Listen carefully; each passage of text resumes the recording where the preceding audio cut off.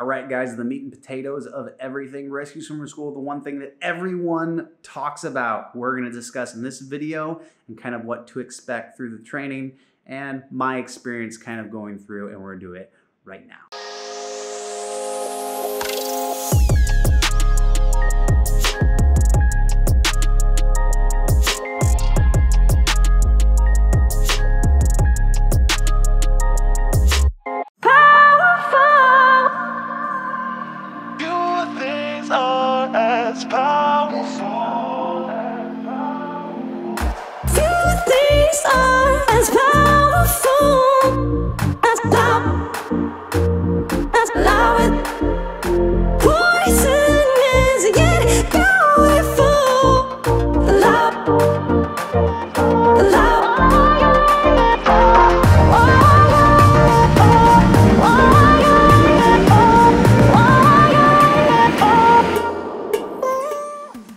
Welcome to the channel, guys. First time coming to the channel. My name is Jeff Jorgensen. I do a slew of different videos on things that interest me, but most importantly, we're here to better ourselves, improve the human condition, improve who we are on a daily basis while learning a new thing here or there every day. So if you're interested in that, please hit that subscribe button and let me know in the comment section of below videos that you would like to see from me.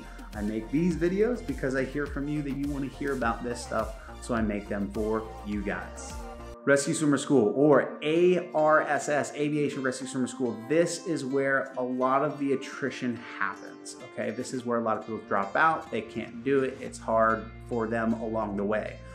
Now, when you go to Aviation Rescue Swimmer School, it's not any one thing that potentially is hard. It's the culmination of everything. Learning a new skill, learning disentanglement procedures, working with different gear in a high stress environment when you have instructors yelling at you and you have different things that you need to accomplish on the way while also physically being challenged, running, swimming, all of that. Things to keep in mind.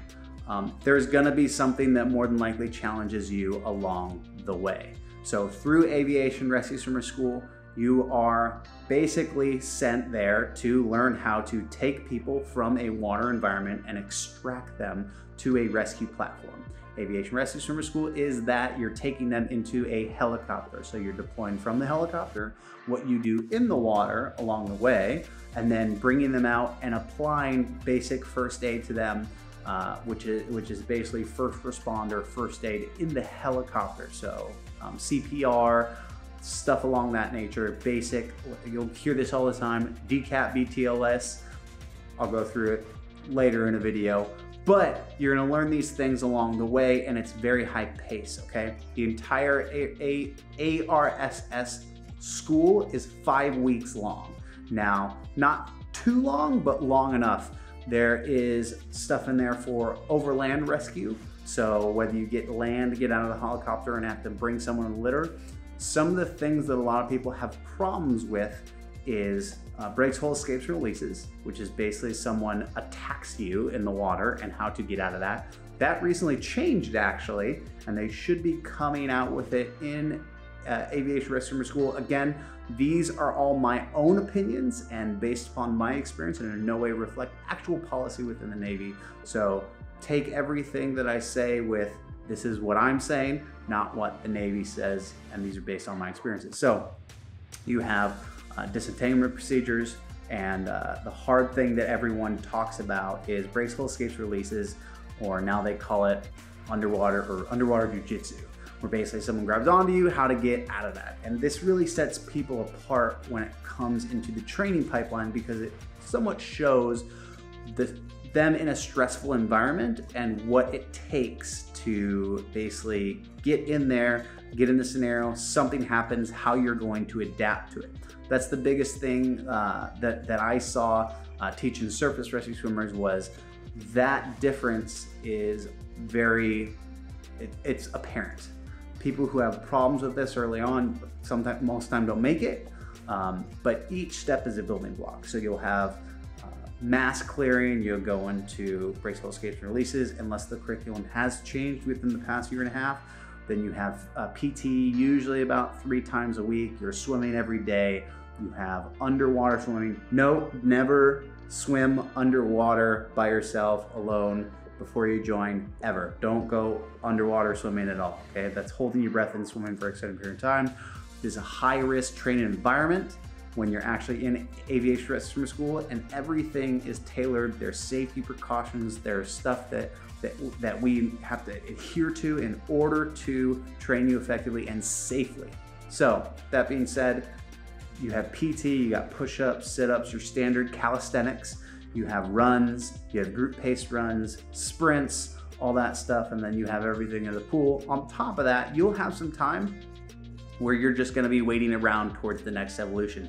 This sometimes drives people insane because they're sitting there high pace, high pace, high pace, high pace, and all of a sudden they're sitting around waiting for this multi-person scenario where they have to go in. They give you, hey, you have these 3 people you have to save. You have someone in a naval backpack, you have someone in an integrated torso harness, and you have someone who's a free floater. You'll enter the water, you don't know any of their conditions. You have to properly assess every single patient. If you don't assess them effectively or correctly, you will fail that. And mind you, if you fail it, you'll go to an ARB, and then they'll see where they go from there. Normally speaking, if you go to an ARB twice, it's never good. I'm not saying that you won't make it through or they'll drop you, but most of the time, I would say, based on my experience, surface swimmers, that's usually what happened.